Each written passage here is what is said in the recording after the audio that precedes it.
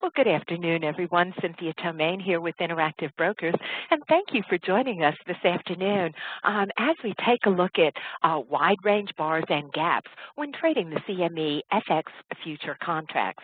Now, before we get started today, I do want to welcome the CME and thank them for their dedication to the educational process and for making today's event possible. Now, we do have a brief introduction about the products we're going to be talking about today, and I believe we have Dave Schultz is with us to briefly go over a couple of slides, and then he'll bring Tim Morge on so that we can get started.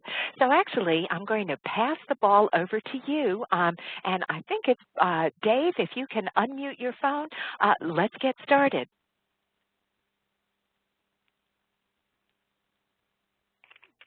Good morning, everyone. Thanks, Cynthia, very much.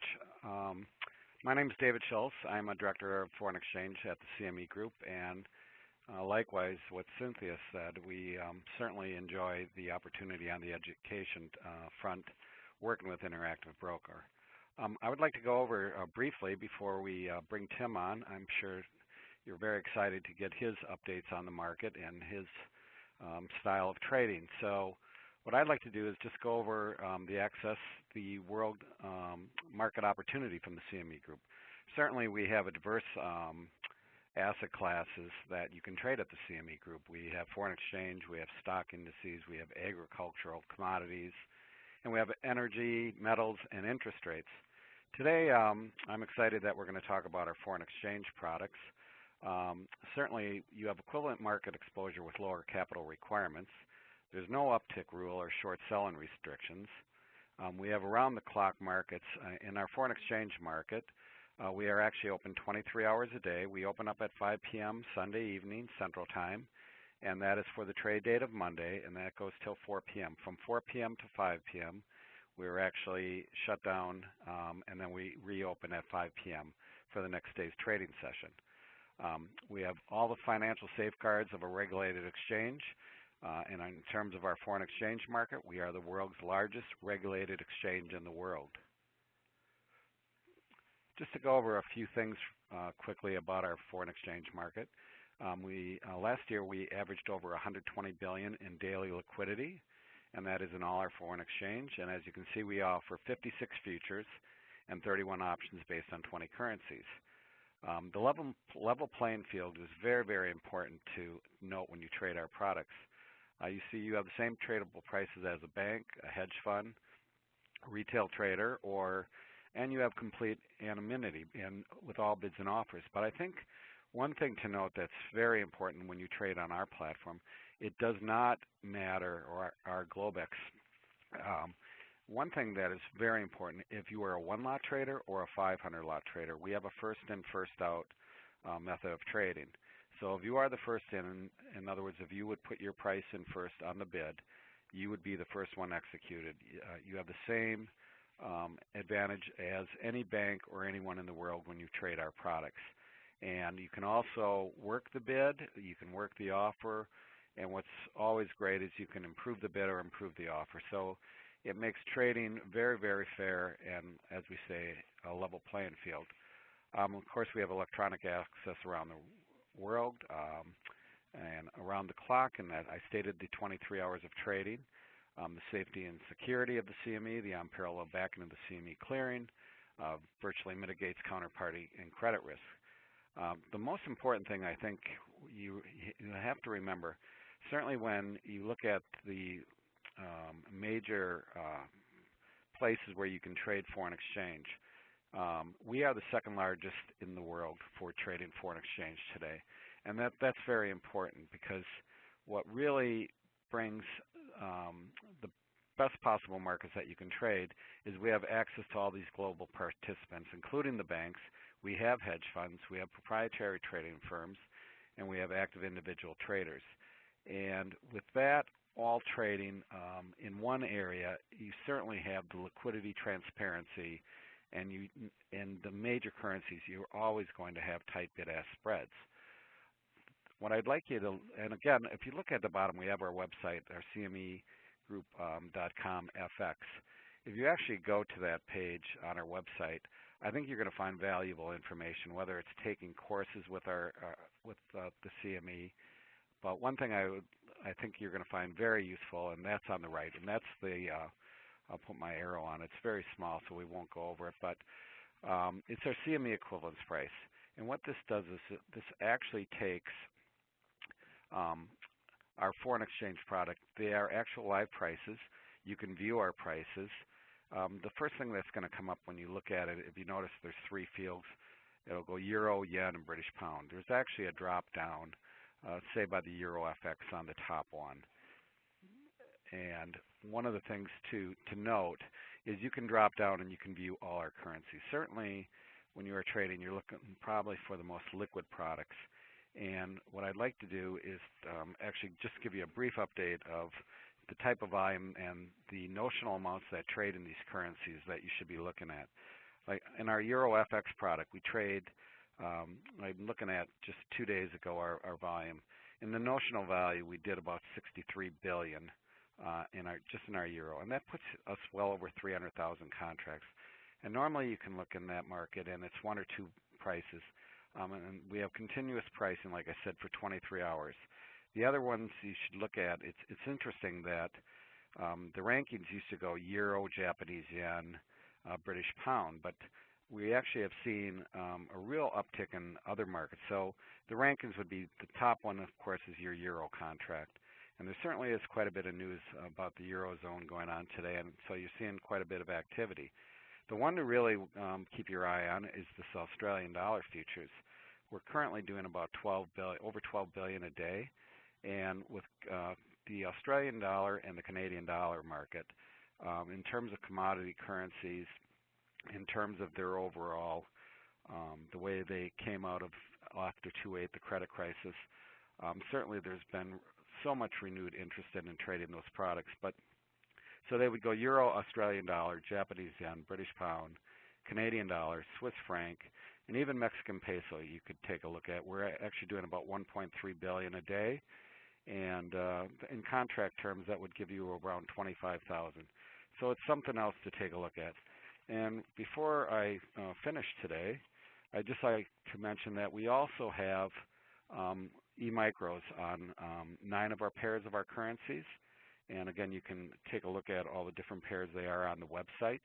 But they are 1/10 the size. So if our euro dollar contract, the contract size is 125,000 euros. And that tick value, if you would buy one and sell one and you made 1 point, would be $12.50. If you traded our e-micro contract, it's 1/10 the size for 12,500 euros. And actually, so the tick value would be just $1.25 to trade that. Again, we're seeing quite a bit of activity and renewed interest. We have some market makers in there. It's a great starting point that can transition you into our standard size contract, or it may be the perfect size contract for you to trade. So with that, it was a brief overview. I know you're very excited to listen to Tim today. I'd like to turn this over to Tim. I've known Tim, if any of you are repeating our last presentation, Tim and I have known each other quite a long time, and he's a very knowledgeable person. And there's certainly so many different ways of viewing the market in terms of charting techniques and understanding and getting a roadmap and educating yourself for the day of trading that day. And so it's very exciting to have Tim Morge. He was a trader, one of the larger traders in the world that traded on the exchange floor and at a bank. And I certainly think you're going to learn a lot from him today. And it's exciting for us to work with Tim and Interactive Broker. And I'd like to turn the presentation over to Tim at this point. Thank you very much. Thank you so much, Dave. Hopefully everybody can hear me. Yeah, we good? I've known Dave, it seems like forever, and it's always a pleasure. Of course, I love Barbara. Always a pleasure when I get a chance, even if it's briefly, to interact with you. Dave and I go from the beginning of time. I still have a seat. I've had my seat. At that time, in order to trade currencies, you had to have an IMM seat since 1980, and I still have 3. I proudly have 3 coats. 2 of them are worn out, and 2 of them are on the wall hanging. My children both have coats. I am a CME guy through and through, so nothing excites me more than the Chicago Mercantile Exchange. Let me point out a couple quick things. First of all, normally we have unlimited time, and Cynthia is nice enough to hang around and let me go 2 or 3 hours because, as most of you that have been around know, I will talk forever if you let me.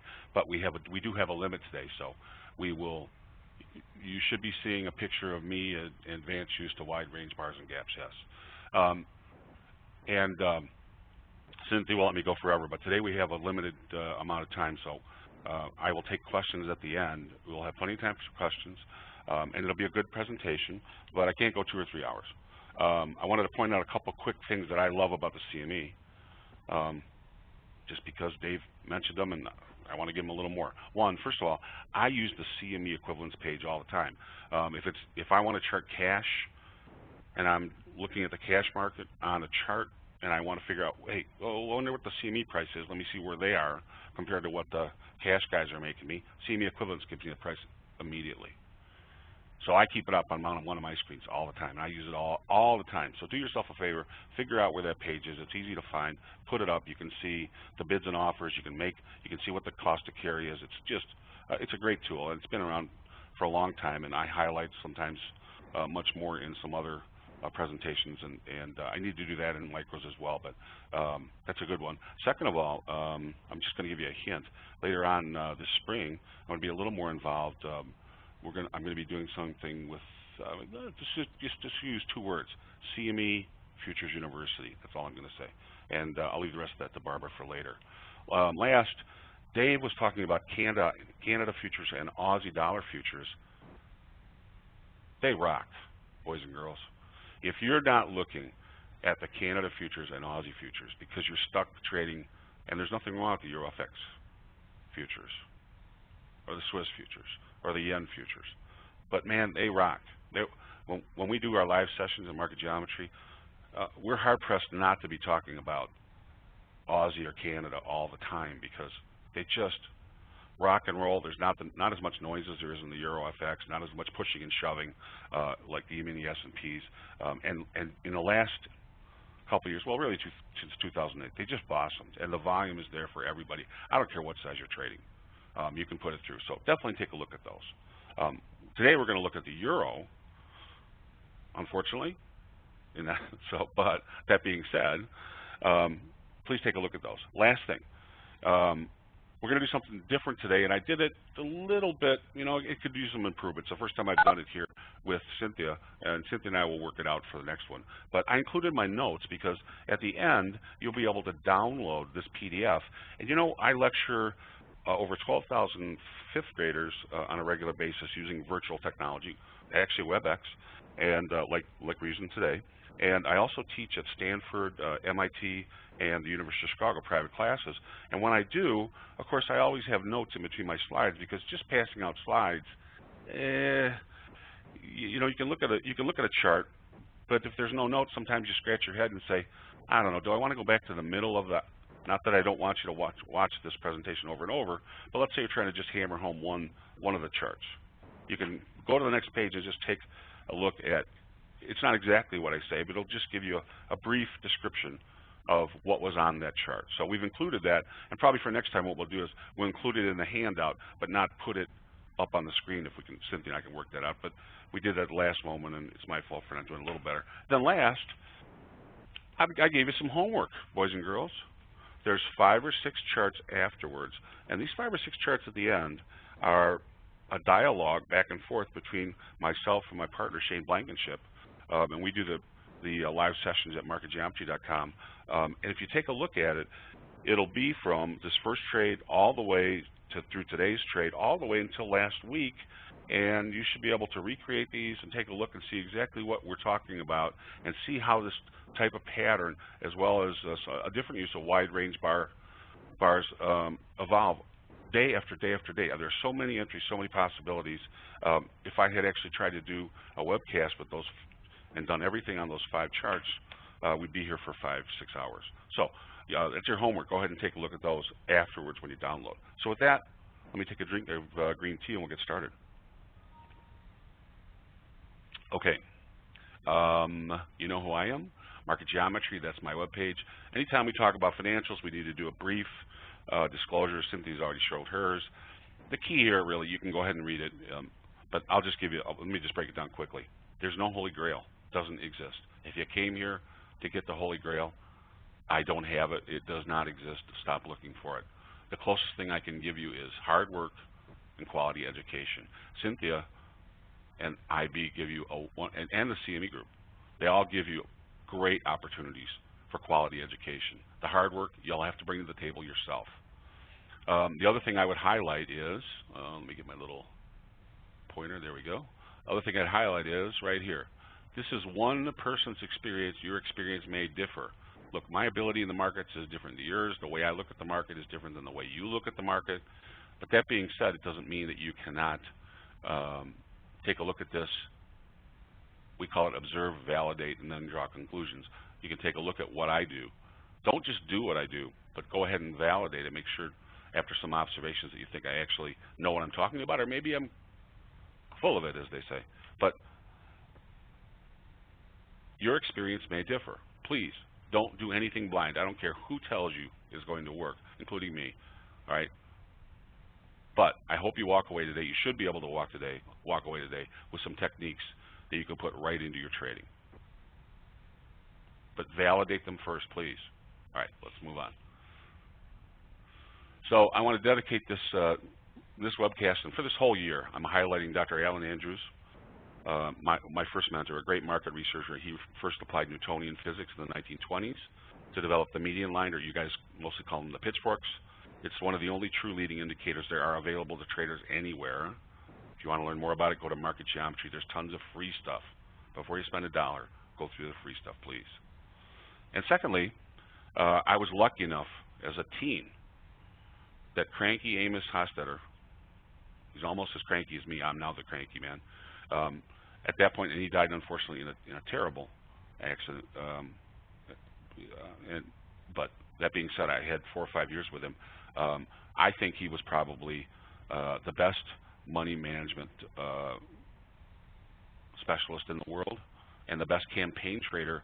I've studied charts that are over 300 years old, and I've never seen anybody able to campaign trade better than him. I've cornered or been involved in agencies that have cornered 4 markets, a couple of them with Amos, and I've never seen a portfolio trader anywhere near as good as Amos. If those of you wonder where he came from, he was one of the partners, one of the 2 partners that started Commodities Corporation. They brought him in early on when things were a little bit bumpy, and as soon as he came in and introduced risk reward and money management, things settled right down. So I give my props to these 2 gentlemen for the entire year. Everybody should know where they came from, and they should acknowledge it. So today we're gonna look at the advanced use of wide range bars and gaps when trading CME Group currency futures. There's 2 lessons here. One is what I just said, and 2, most traders have a problem with this. They're afraid to let their position go when the market's running because they think they'll never have a chance to get back in. Now, when we look at, let me just go to the next chart. Here's Mickey saying, hey, mysterious secret math. And we're going to use Mickey the Alchemist. Mickey represents Sir Isaac Newton, who was an alchemist if you didn't know it. But we always use the picture of Mickey because the ones of Sir Isaac Newton are not this nice looking. Let's start out where we ended last month's presentation. And this is the chart at the end of last month's presentation. And what we did last month is we took a look and we built everything off of this gap right here. And according to Dr. Andrews, and he locked a bunch of graduate students in a room in the mid-1920s with pencils and yellow notepads and made them do homework. And one of the things they found out was they developed action-reaction lines and median lines. But another fascinating thing they found out was that if you take a look at gaps,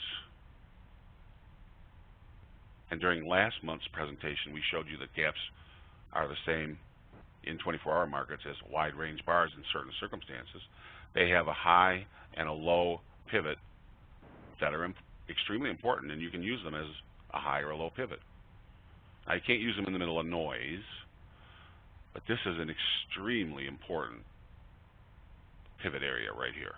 And we used this, and you can go back and look at last month's presentation, and we explained exactly how we used it. Then we just used a simple median line from this high to this low to this high.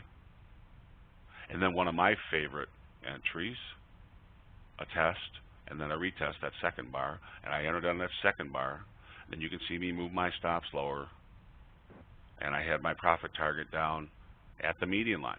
I had my hands out. Hey, if it gets to the median line, Andrews 101 says that prices, if they're headed toward the median line, will make it 80% of the time. That's been proven over and over and over statistically. I had my hands out. I got filled at the median line. And you can see I risked 30 ticks on this trade and netted 167 ticks. My actual risk reward that I put in the pocket was 5.5 to 1. I never traded less than 3.0 to 1 to start with. I know some of you are going to say that's backward. It's 1 to 3. That's fine. But this is how professional traders talk. I'm not going to try and turn the tide, so to speak, change the trend.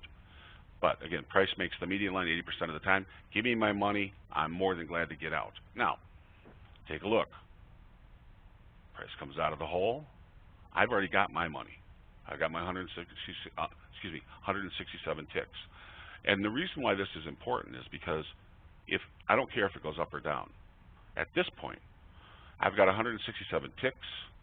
My maximum stop on a 20-minute Euro FX futures contract is 30 ticks.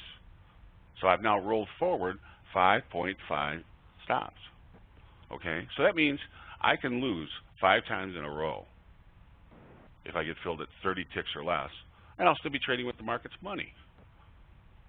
This is a traditional median line. I take my money, I run. Now, take a look. We get a gap open. And here's what people are afraid of.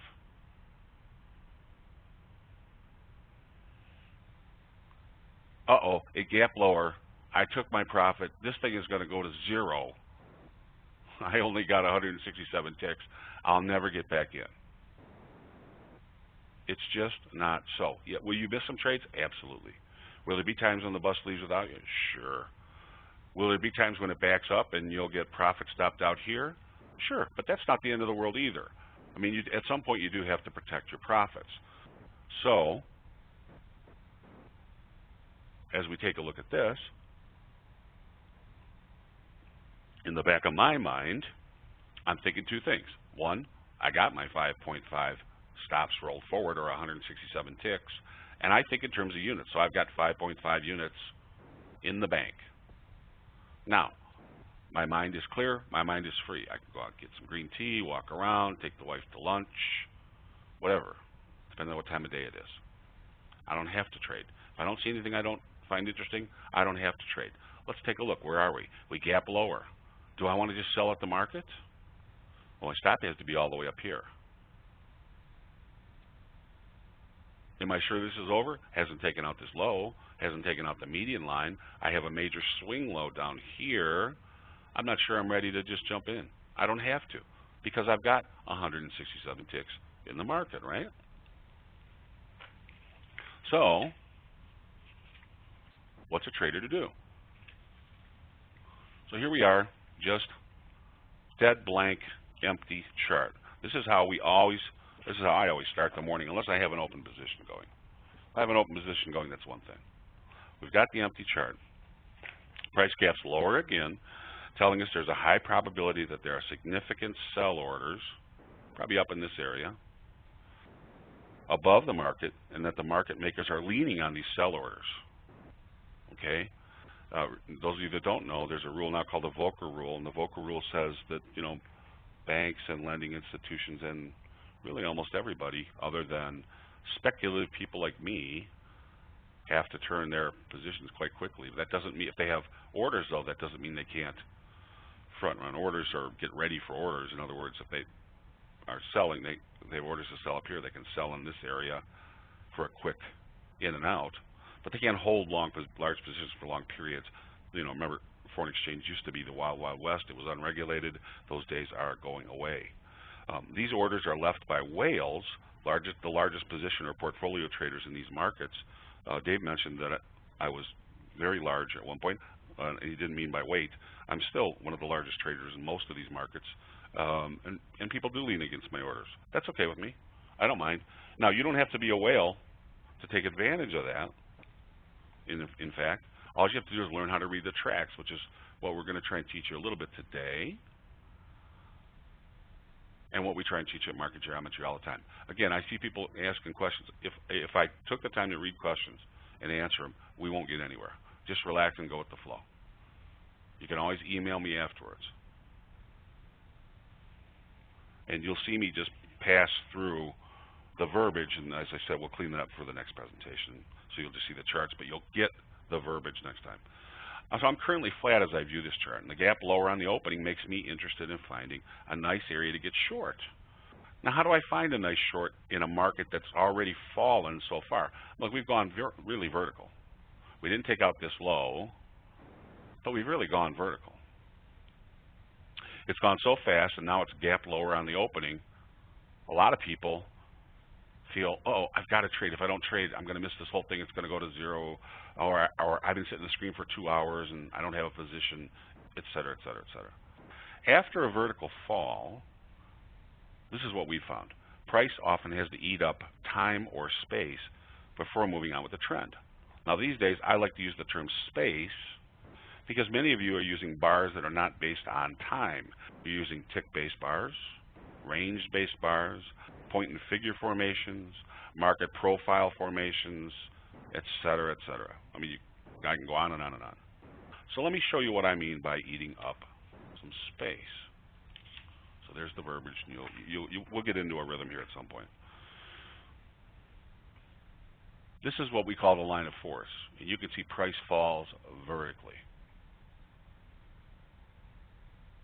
We found that when price falls vertically, it's not sustainable. It doesn't mean it can't fall vertically to here. You never know exactly when it's going to stop, but when it does stop, it generally has a pullback. So we look for logical profit targets.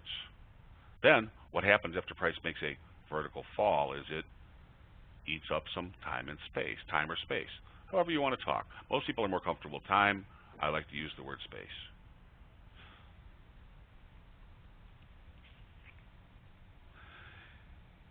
Now, maybe this is hard for you to see. So let me do a trick that I used last time. I'm going to take the price bars off of the chart, and maybe it'll be easier for you to see the market breathe. We call this the language of price. Take a look at the chart. Price falls vertically. Price needs time to eat some time or space. Now there's a more sustainable set of swings with higher highs and higher lows. Price is still moving up, but if you take a look at it, it's really congesting or trading in an energy coil, restoring its energy. Then it falls vertically. Now, this is exactly where we are right now. We have the gap open lower. Is it time to eat some time or space? Is it time for price to eat some time or space? Or do I want to just sell right here on the opening and go for it? That's what a lot of traders, boy, you know what, I got a gap lower, I'm going for it.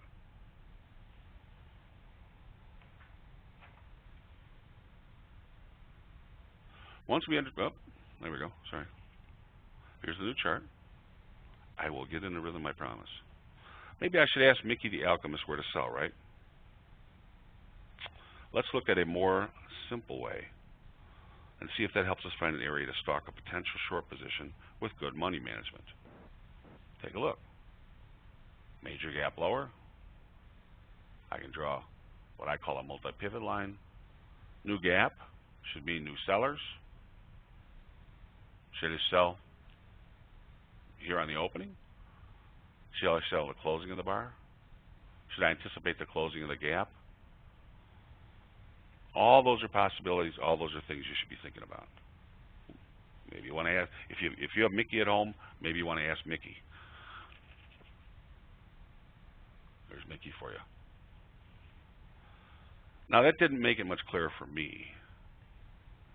Maybe there's some other tools to help us look for a good area to get short in this market. Let me take another drink.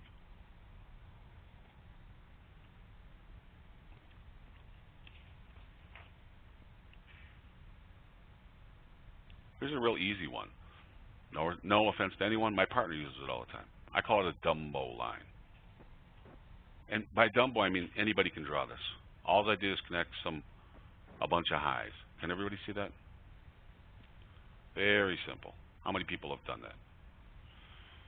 I'm not going to count, but I'm sure somebody has. You know what? Just be honest. Nobody else can read you anyway. So I just connected some multiple highs. What do we call that? A change in behavior line. If price takes that out, here's our gap lower. Here's where we currently are. If price is able to bust above there, well, maybe my whole idea about being short is not a good thing. Maybe, maybe not. Take a look at it.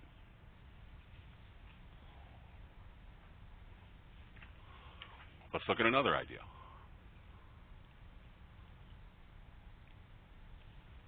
Here's another. I would call it a Dumbo line. It's a little more intricate. Bottom of the gap. What's Dr. Andrews say? This is a low pivot. This is a high pivot. Some people would say that this is the top of the gap. Okay, fine. I'm not going to argue with you.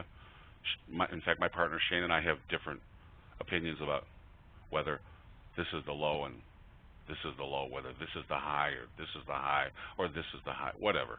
It doesn't matter. The point is there's some unfilled space here. I know it was filled later on, but that's not what we're talking about. But here's the key right here. Bottom of the gap, and then we run through a bunch of highs and lows in this area, and we draw a simple horizontal trend line. Dr. Andrews would call it a multi-pivot line. Now take a look at this. I've got the gap where we are right now. I've got the change in behavior line. I've got the bottom of the gap multi-pivot line. Kind of in the same basic area.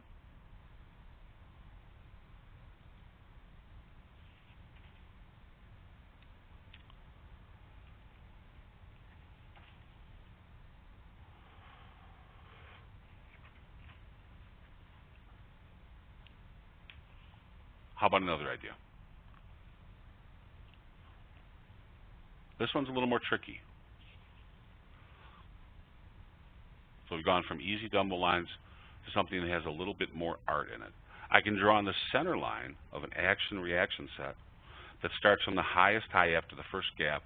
And by the way, I have no idea who Paul Andrews is, and I spent 17 years with Dr. Andrews. So let's just leave that stuff out, guys, and pay attention to the presentation instead of advertising for somebody else.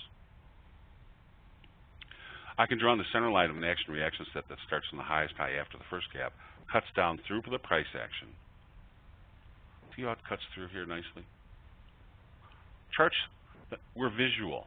Humans are visual. They should be pleasing. If they're not pleasing, they're not doing their business. Okay? So it grabs the tops here. It cuts through the center action. And it grabs the same tops that we were looking at when we were looking at the change in behavior line or the Dumbo line. And also, I really like this. Price comes down, hits the line, bounces up, zooms through it, retests it from below. We call it a switchback. This is Dr. Andrews' lingo. When price comes and zooms through, it's likely to retest. And sure enough, you can see it retest here and fail, retest here and fail. And look at the retest as it crawls along this line. Now we get a gap lower. So we have that going for us. Now, the thing about center lines is, and this is the first thing Andrews developed, was center line and then an action-reaction line. They look like pitchforks, but they were derived directly off the center line. Later on, he developed the median line, which has a mathematical probability attached to the pivots, so you feel more comfortable because it has a mathematical probability. But center lines take some practice. I used to say it takes 10,000, draw 10,000 median lines, you'll begin to see them. Center lines, draw 100,000 center lines, 200,000. Because there's art, and my center line may not be your center line. I can draw 3 or 4 or 5 that work really well here. Depends on what I'm trying to do. There are ways to check it that's a little more advanced. We're not going to get into that today. But You can see why I chose this. Go back and take a look at it yourself. These we call press lines. Take a look. You can see the highs being pressed down. Here you can see the buyers coming back. Here's another set of lines where people are pressing. And it measures what the interest is at the market at that point. And you can see it switch off from sellers to buyers to sellers again. And then it's our center line right here. All right, so what are we going to do with this? Well, I'm still kind of scratching my head. Still kind of scratching my head. So let me give you another possibility. Now this is a traditional median line drawn from the bottom of the major gap right here, pivot A. It's the recent major, and then from the recent major high here at B. Nothing sexy here, so to speak, other than we're using the gap. A lot of people would go all the way over here to the A. They might cheat and go over to this low. They might even use this low. I'm using the actual gap. Andrew's pivot. A, most recent high B, most recent low C. A, B, C. Now, if we take a look, we've gapped lower through it.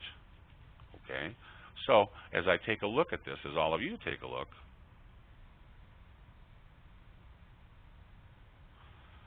what do we have? Do we have a median line that's done much for us? I take a look at it and I say, well, it doesn't really look like it's describing price very well. It hasn't tested much. Do I have another tool that gives me the same mathematical probability? Because this median line has a mathematical probability. Yes, I do. Price has fallen vertically. When price falls vertically, especially in the currencies, I have found that if you use a modified shift, and this is what it looks like, all I did was move the A point up 50% and over 50% and leave the B, C the same. And you can see that this, I'll go back, upsloping traditional median line becomes a downsloping modified shift median line. It still has the same mathematical probabilities. With 80% probability, price should make it to the median line. If it fails at the median line, it should make the lower parallel. If it zooms through the median line, it should make the upper parallel. But I have mathematics and statistics to go along with this particular set of lines, which I didn't with everything else I showed you. No matter what you read in other people's books, all those other lines that are drawn are just about noise. This is an 80% probability. Now it's fascinating. You could have drawn off of this low and this high and this low and gotten to the same thing, but almost no one would have. You could have also extended it up to this high, but then you'd be drawing high, high, low. And when you do that, you lose the mathematical probability. So again, we always need a low, and I use the low of the gap, a high, and a low, and then I use the modified shift, which moves it over 50% toward the BC line and up 50%. All right. Now once again, median lines have a mathematical probability built in. Price will reach the median line or its parallel 80% of the time. This concept has been proven time and again statistically since the idea was first pioneered by Dr. Andrews at MIT in the mid-1920s. As I build this market map, okay, as I build this market map, I'm looking for a pendulum pullback to sell. So I'm expecting price to test the median line before it turns lower to head to the lower parallel. What does median line theory tell us about what price will do when it tests the median line? About half the time it stops and reverses.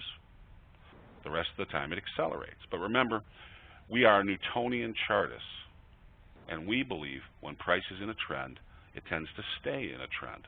Let's see if we can put all the clues together as we build this market map. Let's overlay them all and take a look and see what we got.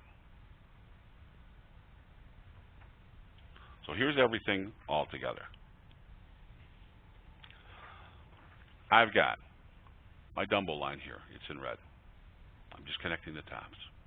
I've got my multi-pivot line that comes off the bottom of the gap. I've got my action-reaction line from the highest high prior to the gap that we used for the first trade. Gives me a beautiful cut all the way through. I've got a modified shift median line that has a probability attached to it that says price will reach the median line 80% of the time.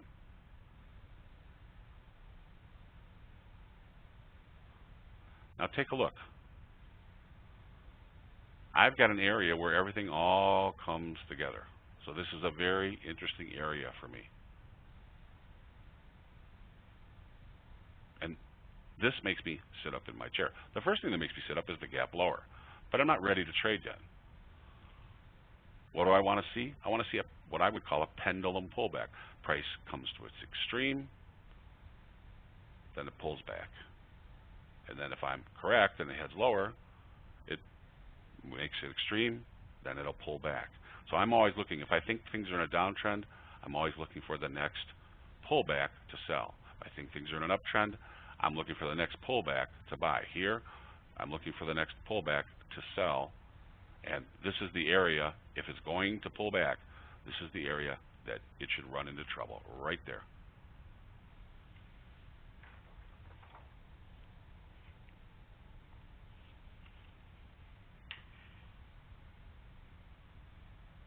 Now, here's the question. I identified an area, big deal.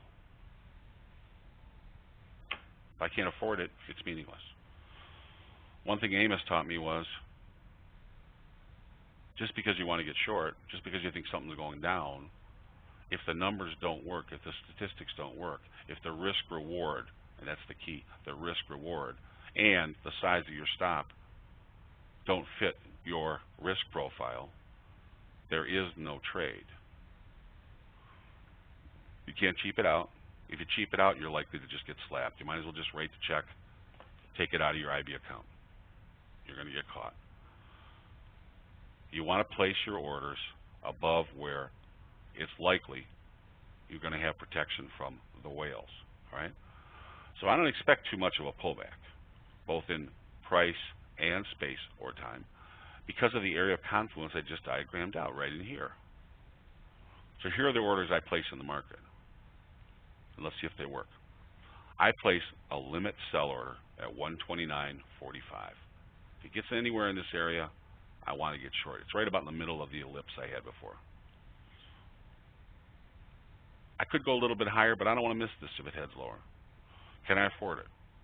I place an initial stop loss order at 129.65 above these highs. I'd love to be above these, but what's the deciding part of that equation? If I'm filled on my limit sell order, where would I take profit? I'm going to go with Dr. Andrews. 80% of the time, if price is coming off of the median line, it's likely headed to the lower parallel. Now, there are other ways to set up logical profit targets, but let's just go with the simple one. I'm going to run into trouble two places. At the lower parallel, where mathematics tells me price is likely to run out of downside directional energy, or this prior low. And if I run the cursor over, I'm about in the same territory. So this is the first area, if we're able to take out C, where I'm likely to run into trouble. Let's see if the trade makes sense that way. So if I'm filled on my limit sell order, I'll place a limit buy order at 128.75. This means I'll be willing to risk 20 ticks to make 70 ticks, a risk reward of 3.5 to 1. Again, I would love to have placed my initial stop loss order at 129.75 up here above these. Okay? But risking 30 ticks on this trade is too much. The risk reward does not justify that much risk if I use a realistic profit target. 70 divided by 30, you get it, it's well under 3. So I'm unwilling to take that trade. But I am willing to take 3.5 to 1, which is a 20 tick stop. And that's over. Look, we made this low. Is it a swing high? Officially, no, but it's going to be if I'm right. If I'm wrong, I'm going to get stopped out, and it's going to become just a blip on the road. But at the moment, I call it a pseudo swing high, but I know that there are orders. I don't know. I assume there are orders from whales like me right in this, anywhere in this area, from 129.60 up to around 129.80. There's going to be orders to sell, and I'm going to lean against these orders. And hopefully, if price gets up there and I get filled, it'll slow price down to keep me from getting stopped out. Sometimes you get stopped out. Stops are your friends. It's the nature of the market. Don't be afraid of getting stopped out.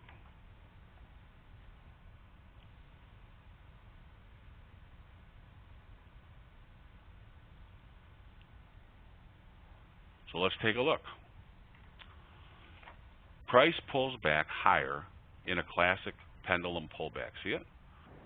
We get about 8 bars, and then we get a nice run higher. And it runs through the change in behavior or Dumbo line bar. It runs through the action-reaction bar. These are right at about 129.40. It runs through the multi-pivot line, which is another area. And lo and behold, take a look where it stops. It stops right at the median line. Price runs out of upside directional energy exactly where it is supposed to, at the downsloping median line. And it stops to the tick at the median line. You see this so often. That same bar becomes a wide range bar lower. In our charts, we mark it on WRB. You'll see that in the last 5 charts when you get the handout. That closes on its low. So price worked its way higher. I call this opening the door. If you think of this sloped line as a door, market participants opened the door. They ran in. They saw lions and tigers and bears, and they got chased right down the hallway. And this bar closed all the way down here. That's a beautiful bar if you're selling. So I'm filled. I'm filled all the way down here. I was not cheap enough. I could have cheapened it out. I could have went right for the. If I'd gone for the median line, I probably wouldn't have got filled. Or maybe I did. If I was first in, as Dave said, maybe I got filled. But if I was a 10th guy, probably not going to happen. But I certainly could have maybe gone to 50. But I wanted to make sure I got it. And I was aggressive on the 50, no doubt about it. But not as aggressive as selling down here on the opening after the gap lower. I'd be stopped out if I was just risking 20 or 30 ticks. So I was patient. I found an area. Now the question is price going to work its way lower, or am I just going to, it hasn't done anything yet. Hasn't taken out the C pivot, hasn't taken out the prior low, hasn't made it to the median line. But I mark, people ask me all the time, how do you get that price at the median line? Take a look. I looked at how long it took to run up, and I just went over 5 or 6 or 7 bars and ran a vertical line. Went down to the lower parallel, ran it over the price and said, hey, 128.75-ish. Okay, I'll just put my initial profit target right there. That gives price enough space to work its way lower. You have to put your order in somewhere. So I give it 5 or 6 or 7 bars. Then as price starts to unfold, you can always adjust that profit target as you see the rate of movement, so to speak.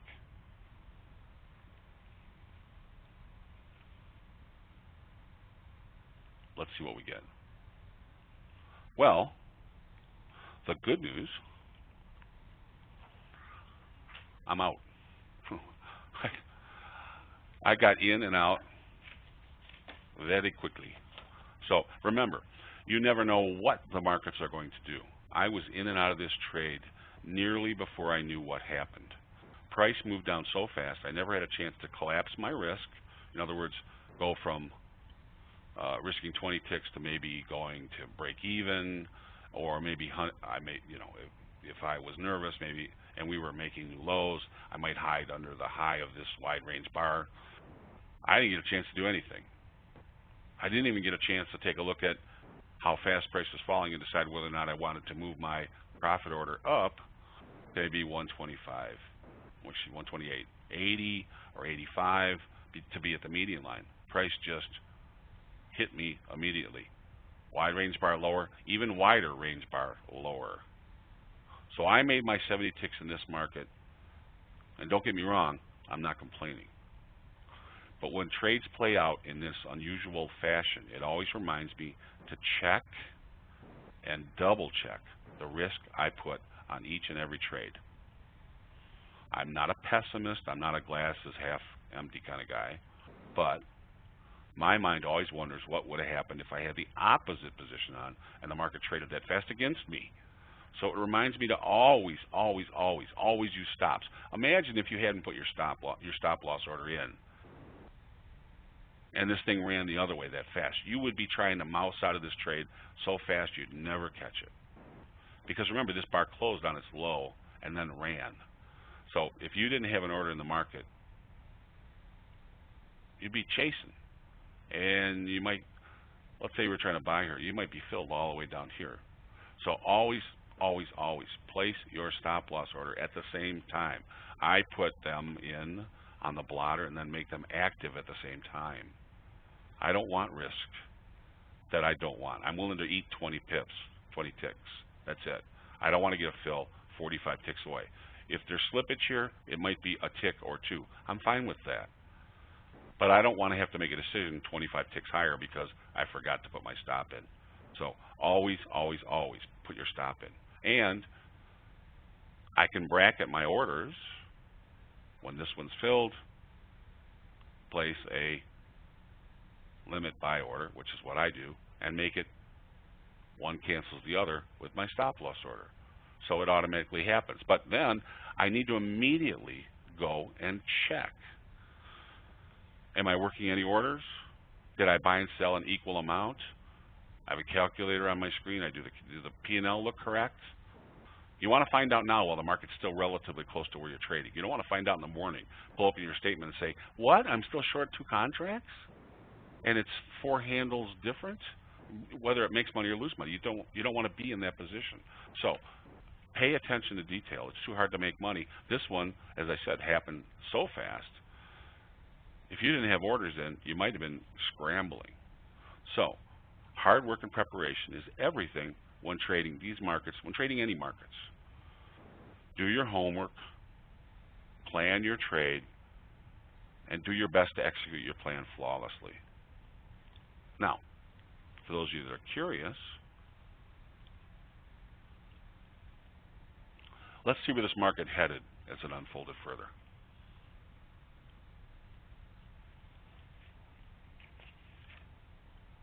This is called a warning line. And what we do is we measure the difference between the median line and the lower parallel or upper parallel, and you can see it's equidistant. And Andrew's always traded with 4 on the bottom and 4 on the top. Now remember, he was hand charting and using end of day data, but he found that these lines carry the same frequency as the lower parallel or the median line or the upper parallel or the other warning lines. And you can see price zoom through, and what does he say? When price zooms through, it should retest, and it does a number of times. Now it's traded, and with 80% probability, it should hit the lower parallel. What's it do? Comes down, well, in this case, the first warning line. Comes down to the first warning line, hits it perfectly, works its way along it. So you can use this first warning line, and the second warning line, and the third warning line. Although, if you're intraday trading, at this point, you can generally find, if you can't, go ahead and use them. But you can generally find a new median line that's describing price as well or better. In this case, this median line is still certainly completely valid. Let me see.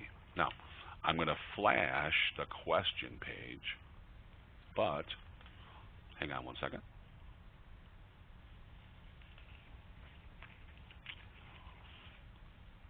Take a look at this. Well, that's a blank page, just to remind me. There we go. Hey, Cynthia, thank you for leaving that blank page in. These are just notes back and forth from Shane and I to each other. This is me taking profit. Okay. And here's some ideas that I want you to follow up. This is your homework, boys and girls.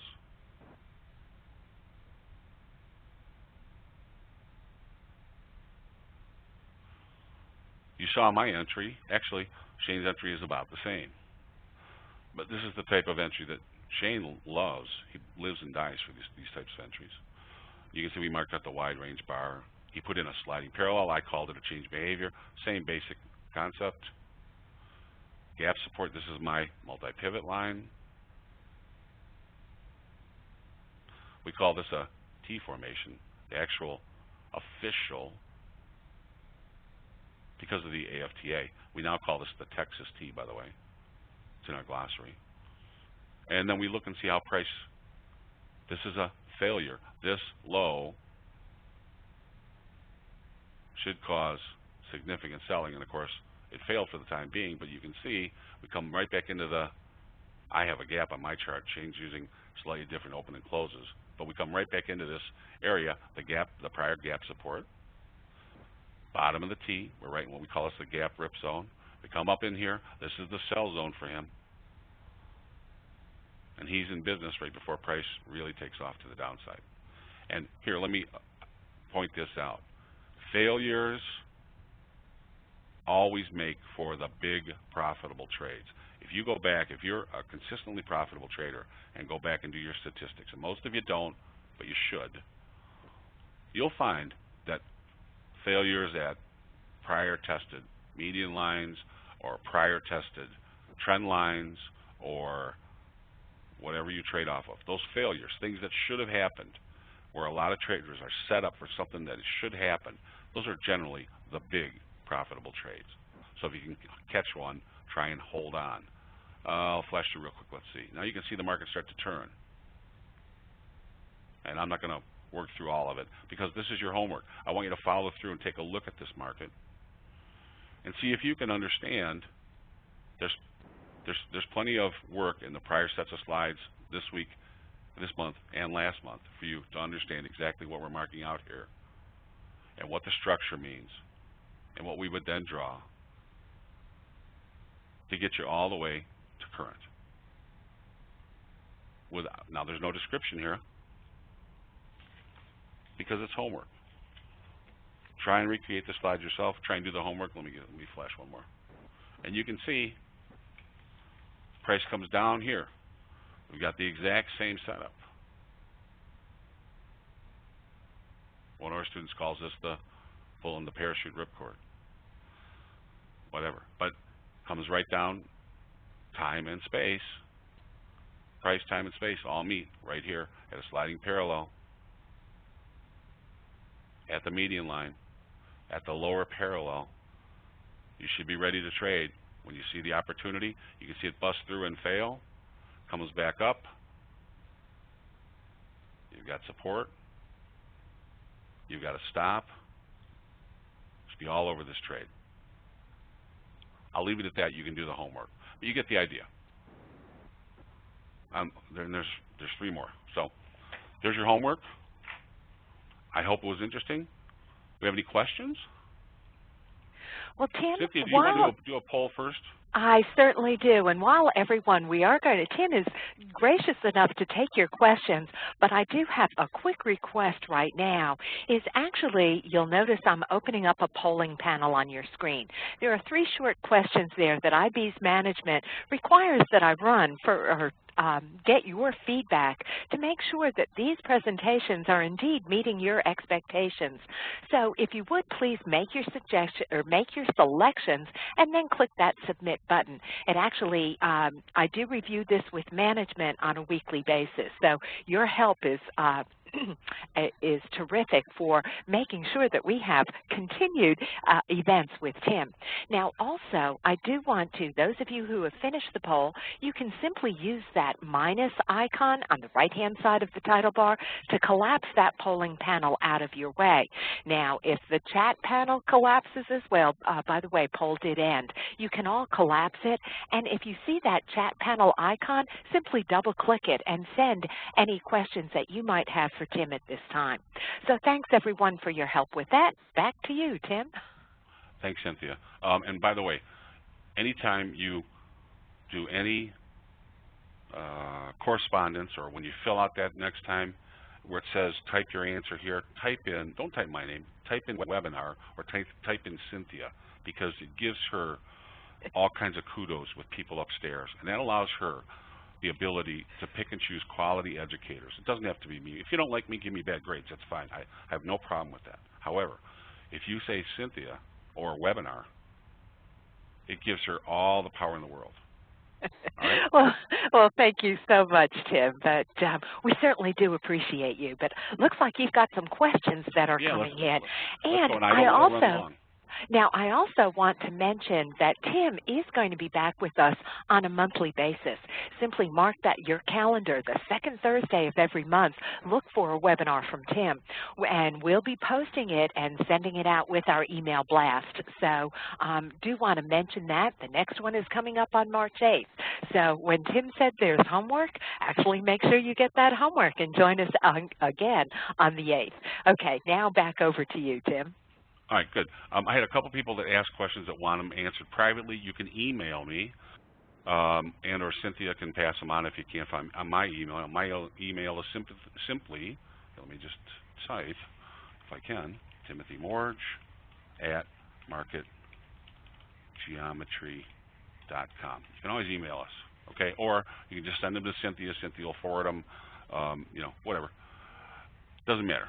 Then, however you get there, that's all we want. So now let me back up and see, because I have a ton here. Well, while you're looking at it, Tim, I do see there's a question about the Futures, School of Futures, and we actually do have, I've been working with Barbara Schmidt-Bailey at the CME to bring a program on for those people who are not familiar with future contracts.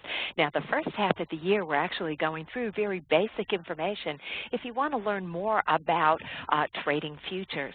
But the second half of the year, we'll actually be going into several of the different product suites that the CME has available. And sounds to me like Barbara secured Tim for one of those events. So we'll have more information. You can check it out on our site. It's not there just yet, but we will be filling in, and simply go to the Interactive Brokers webpage. There's an education menu where you can find the webinars link. So definitely check that out. And if somebody has joined today and would like to see the first event that we did back in January, it's also listed with our recorded webinars. All right, Tim, a little bit of a commercial to let you read, but I'll let you get to those questions. I'm all good with that. Listen, Cynthia presents the best educational material of anybody. That's why I'm willing to come here at least once a month and soon more. Anyway, I'm here. I'm not affiliated with IB in any way other than I love Cynthia. I love the material she puts out. She puts out not only me, but a lot of great panelists, but great educational material. You don't see her trying to sell any IB products. You don't see me trying to sell a book or anything else. All we're trying to do is just try and give people quality education. And this is one of the few forums out there that somebody like me can go and just, we call it jazz. You can just go ahead and relax and teach something that you want to teach. So let's answer some questions. What software can do shift median lines? At this point, TJ, well, Cynthia won't be mad at me. At this point, IB's does not do modified shifts yet, but you don't have to answer this right now, Cynthia. No pressure. We'll just leave it alone. But there's a rumor that there's new and improved charting capabilities coming down the road as their platform is being reworked, which I believe it is. And I don't work for IB, so I don't know anything inside, but almost everybody has modified shift. Now, some of them call it modified, some of them call it 50%. It's all the same thing at this point. For example, Advanced Get, they can't swallow calling it modified shift. I don't know why Tom can't, but he calls it modified. Okay, fine. Somebody else calls it the 50% median line. It's a modified shift. I'm sorry. They should give credit to Jeremy Schiff, who invented the modified shift in 1972. I actually was at Dr. Andrews' house when he presented it. And, it's a very useful tool. Let's take a look. If you draw a regular channel with the middle line, you get the shift. Yes, kind of. But let me just say this to, I think it's Andre. I don't know if I have your name right. I don't read that well, and you know, it's hard to present. It's hard to get names from the other countries correctly. I have enough time with TIM. But anyway, channels. Let me just explain something to you. There's a set of lines that all derive back originally to action-reaction lines. Channels are a part of them, as are median lines. The problem with channels are you have to go so far down price action to get the channel before, and it has to be tested afterwards before you can actually rely on it. It's called curve fitting. With median lines, you don't have to do that, okay? So if you actually think that you can do the same thing with a regular channel, you need to study more. Modified shifts have a mathematical probability the moment you identify the A, the B, and the C. Channels do not, okay? We're not channel traders. I'm sorry. And you need to know the difference. There's a huge difference. I can identify with a modified shift long before you can identify, and with a channel, maybe I'll make that a presentation sometime, where support and resistance is. That's been tested, and that's why it's important. Can I also explain the T formation? No, you know, Oliver, it would take too long for me to do it here, but it will be in one of the presentations coming up, and it will be prominent. And that comes directly from my partner, but I will be glad to add it. Peter, you should know better. A channel is not the same as a modified shift in any way, shape, or form. Sorry. I wish I just don't have time for the Texas team. But take a look. You can do the homework and reproduce it. It's not that hard, guys. Yeah, if you go to medianline.com, there's over 100 articles there. Also on market geometry, if you have free information, the same articles get loaded to you right there, and lots of that stuff is there. When will my new book be out? I'm deferring that question to my wife, John. Didn't quite understand what you mean when you were talking about failures. How do you recognize a failure to take advantage of it? Okay, perfect example. Let's say you've just had a simple trend line, a horizontal trend line, and it's been tested 3 or 4 times. Price keeps bouncing over it. Well, if it finally breaks through, you're going to get a heck of a move, and the reason why is because so many people are now short against that line with stops above it, that the stops propel price higher as well as breakout buyers. Okay? How do I deal with the opposite median lines that can be drawn on a chart and avoid confusion? Well, Paul, one easy way is just use the major points. We like to say, you know, show me something interesting. Don't just draw off of any pivot. You can draw off of any pivot that has a mathematical probability. And in fact, one of the studies that I did early on was I took the S&P futures and I used I think I used 2,000 pivots publicly. Actually, if you look at in my first book, there's 37 pages, I believe, where I use every single pivot on a 5-minute chart in the S&P, and 87% of the time, price made it to the median line. How about that? And I just stopped because it was just so boring. So you can just use every pivot if you want, but if you use the major, and by major, start out with the major highs, the major lows, major highs, or vice versa. Remember, they also always have to be alternating. Or the reason we show these past 2 months sessions is because gaps and wide range bars, their extremes and or their opens and closes can be used as pivots if you need a different high or low. And in this case, you saw that I used that low of that gap as a major pivot because that was an extremely important event. Let me see if I can skip to that. So I'll pick that out of the air. Extremely important event. Here. I used this high. This was the highest high. There's no arguing there, and it was after an extremely important event. I used the lowest low. There's nothing to argue here. It's the lowest low on the chart. This is the highest high. There's nothing to argue. Once you use this high, and use this low, you have to use something to the right. What would you use? The highest high. That gave me everything I needed. This gap may be interested in getting short. I let it test. You can see price fails and falls down here. I want to sell the retest. Where can I put my stop? Right above the C. I can afford that. I might just put it above the poke, but that's a little cheap. In this case, it worked. But certainly above the C, there'd be sellers at the C point because it failed there. Also because if you run it over here, you'll see you're right back into the congestion. So I picked the major events. Very simple. That's where people get confused. They go, well, let me draw here, here, and here. Or let me draw here, here, and here. You can do that, and there are times to do that, but start out with the major events and get good at that. You'll still catch 90% of the trades if you just go there. That's all. In a trend line from A to B pivot, find the center of that line, then move your A pivot of the pitchfork to the center point of the... Oh, you're okay. You suggested. Okay, Jay. Jay's answering a question. Tanyo, email me. I just commented Bradley or Oliver on my A pivot of the gap versus other choices. I mean, it's just that's the nature of this presentation. This is a different way. Wish I could do this faster, but I don't have them numbered. I'm sorry. Just 1 second. We're coming. There we go. This is a major gap. This is big news, boys and girls. This is, what do you want is an event that makes you sit up and go, wow, look at that.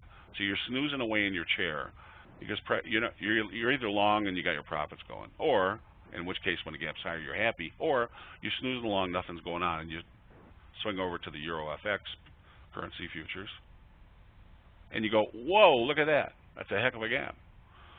Well, this is a major pivot. This is as major as this A. In fact, it might be more, because what does it show you? Not only were we in an uptrend, but these buyers didn't want to wait. They just jumped into the market. Come and get me. That's a big deal. This doesn't take 10 contracts. This takes tens of millions of dollars to do. This takes a lot of do-re-mi. Tens of billions of dollars to do. This takes a lot of do-re-mi. So this is a major event. That's why I chose it. That's what we're looking for. Greg says, isn't that a 88.6 or a 78.6 retrace? I got no time for that stuff. If you want to talk about that, that's fine. The problem with that is, Greg, even you don't know which one it is. It's, what is it? Is it a 61.8? Is it a 78.6? Is it an 88.6? The numbers go on and on and on. And now I have people that claim, I have a guy that's trying to patent the 88.6 retrace. Please, stop yourself. And another one that's got the 91.2. You know, enough, please. Georgie says, I have made a modified shift tool for MetaTrader 5 if anyone's interested. There you go. There's also one out there for 4, I know. I'm not trying to be mean. I'm just telling you, you know, if you want to use that, that's fine. That's not what we're here for today. Can I properly draw how to draw action-reaction line? Take a look at the work, the homework I gave you, and see if you can draw them. Maybe we'll do, if not this next one or the one after, we'll do a whole action-reaction series. Although I don't know what the, I'm trying to decide whether or not Barbara told me what the instrument is. I don't know what the instrument is. We'll find out. You'll know shortly. Yes, Georgie, if you send me the modified, shift tool for MetaTrader, I would definitely put it up somewhere on market geometry and make it open to everybody. Absolutely. We have any more? TradeStation modified shift is listed as a regular shift and vice versa. Yes, Mark, I helped them correct those tools in the sense that got the math right, but then they got the labeling wrong. And you know, I keep talking to Stan and trying to get him to get them reversed, and they're just overloaded. But they will. Just remember, if you hit regular shift, it's actually a modified. If you hit modified shift, it's a regular. But if you use it a couple times after a while, you get used to it. It's okay. Wayne says, what concerns me is the discretionary aspect of selecting the median, the anchor point, especially since it's being relied on for prediction. Well, Wayne, every trader in the world wants everything to be black and white. So you have to decide for yourself, sir. And if you don't like it, that's okay. No, you don't have to say boo-hoo. It's okay. He's got a valid point. I'd like to say it's 80% science and 20% art. Okay? And I got 3 PhDs. So I know the statistics. But that being said, here's what I get. Everybody wants, if we talk about the Texas T formation, or we talk about gaps, or we talk about median lines, no matter what we want, everybody wants black and white. But the world's not like that. Trading isn't like that. You're going to have to make decisions. And median lines, you say you don't like them because of the discretionary aspect. Well, I'd say to you, show me another leading indicator. There isn't one. There's only one. So to get something, you have to give up something else. Is there some discretion involved? Yes. Do you have to use the gap? No, you don't have to. You could have gone all the way back down. Yes, you could have gone all the way back down to this A and drawn this and tried the modified shift. It might or might not have given you a trade. I don't have the ability to draw in here, but that means if you want to just go low to high to low and use just the major stuff, as I said, 90% of the time you'll catch the trades. You'll catch plenty of trades. You just need to be a little bit more patient. Then there'll be no discretion. I will tell you this, Goldman Sachs in the 1980s, actually Citibank, excuse me, in the 1980s, spent $25 million trying, and I was one of the people that was in the study. There were 5 of us that studied under Dr. Andrews. They tried to make this a system that take the discretion out. They spent $10 million building the system, and they threw the box out the window after they lost $25 million. Then, recently, Goldman Sachs spent over $50 million trying to do the same, duplicate the same study. And yes, I was one of the participants. After they lost a quarter, $250 million, they threw that box out the window. Okay? It's not programmable. There is art in it. I'm sorry, that's the way it is. But if you are a systems trader, I happen to be a very close friend of Richard Dennis, probably one of the best system traders in the world. Certainly the earliest well-known system trader. He's the guy that came up with the turtles. His systems change all the time.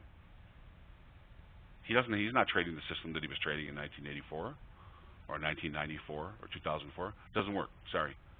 So that's what you get. Let's see. Practice reduces discretionary bit from the beginning near 100% to around 10%, so just practice it, Bradley. Okay. Have you ever used any other indicators in your charts, Tim, to help you read price apart from median lines and market structure? I know them all, Keith. I know every indicator there is. I have a PhD in math, and I study them all. And, you know, the older I am, the more I study, the less that's on my chart. And there's a famous, to some of you at least, there's a famous website called Trading Naked Traders, NQs. I'm the first naked trader, and they don't mean without clothes. They mean there's never any squiggly lines on my charts. I'm number one, and the reason why is because I just don't do it anymore. Now, when I mentor people, if you come in and you're being mentored for 12 sessions, and you use, for example, Market Profile, and I was the funder behind Market Profile early on when I was at Bank World. I'll work with you and teach you how to use Market Profile and teach you how to use it correctly, and then I'll teach you how to use Market Profile with median lines. One of my closest friends, who's made several $1 billion trading his own account, uses point and figure with median lines.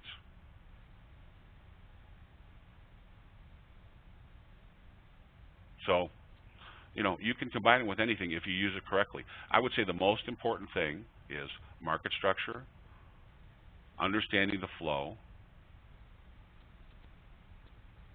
You better have if you want to make consistently profitable trades, you better understand money management and risk reward. You better get a good feel of those things. And me, I like to use lines. Don't see a shift pitch work on TradeStation under drawing. Somebody will type it in for you. It's easy to find. I still have TradeStation 4 on my machine, so don't laugh. Georgie says, could I dedicate a session to Andrew's methods of 0-4 lines? George, I might mention it, but it's not worth a whole session. Mark Zucker says, if you want TradeStation, go to the education area. It's all over there. There you go. Can you slowly and carefully point out all the correct steps to save the charts? putting this in writing would be best. Thank you. No, Ken, here, listen. When you leave, a box will pop up, and it'll say, do you want to download the chat? Do you want to download the charts? Do you want to et cetera, et cetera? You get the, and all you have to do is say yes, and it'll just download onto your computer. It's dead, I like to say dead dog simple. You can't mess it up. Don't worry about it. And that will save the charts for you, and then you can print them or not. It's up to you. I think we're running low. I'm not trying to be cranky, by the way. Yep, I'll see you, BJ. Thanks for coming. I'm just trying to answer questions, honestly. One thing I always appreciate is if we stay, when we ask questions and during the presentation, stay on target with, if you're there with a guy that's doing fibs, talk about fibs. If you're there with a guy that's doing market profile, talk about market profile. Don't bring up my name. Just stay there. How about that?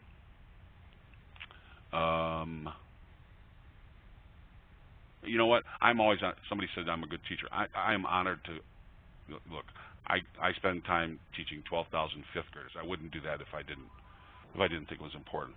I spend my time at MIT and Stanford and the University of Chicago free. Why would I do that? Because I enjoy teaching. I learn from teaching. So I love doing this, and Cynthia gives me a great opportunity to do it. Cynthia and the CME, that's who I work with. That's it. So I'm honored. Thank you all. Can you join the fifth graders class? It's not. I don't run it. See, you have to understand. There's like a what do they say? A Chinese wall. Would you want your fifth grader to actually be in contact with somebody that you didn't know if you were a parent? I have a sixth grader and a seventh grader. Okay, and I wouldn't want them to be involved with somebody that I didn't personally know. I know all their teachers. So there's a Chinese wall. The schools sign up through an association. It goes through. Everything runs that way. Okay, we're going to put out a charity book later this year called Crayon Drawing. It's going to be very short, probably 55, 60 pages, which will just show you what we teach the fifth graders. And I'll tell you what, last year they out-earned their rate of return, if you annualized it, was better than the #1 hedge fund trader, a public hedge fund trader. So it's fascinating to watch them trade. Let me just tell you, they pull some trades out where I just shake my head and say, I never would have seen that. How about that? It'll be a book, and we're going to do a book, and we'll also make it Kindle. How about that? And we'll let you know on the website when it's out. It's not out yet, but it's coming. We're just trying to get it to work and look nice on Kindle, because a lot of people, Kindles, and then we're going to give all the money to charity. So, Cynthia, I think we're running low, and I know you have a timeline. Well, actually, and you're coming in underneath that, Tim. You are excellent. So, and I have to thank you very much for the time that you're spending with us today. And just remind everyone to watch, mark your calendars, March 8th. We'll be doing this again, so we'll taking additional information. So, It's March already? March is coming up already? Oh, my God. Oh, the year is flying by. Now, I also want to mention we are recording today's event, and everyone who's registered will get a direct link to that playback later on this afternoon. So if you're interested in coming back and reviewing those concepts, simply watch your email for a direct link to that playback. But it looks like, and Vittorio is asking, where can we see videos of past sessions? Well, Vittorio, if you go to interactivebrokers.com and click through on our, there's an individuals page or an institutional page. Now, each of those includes an education menu.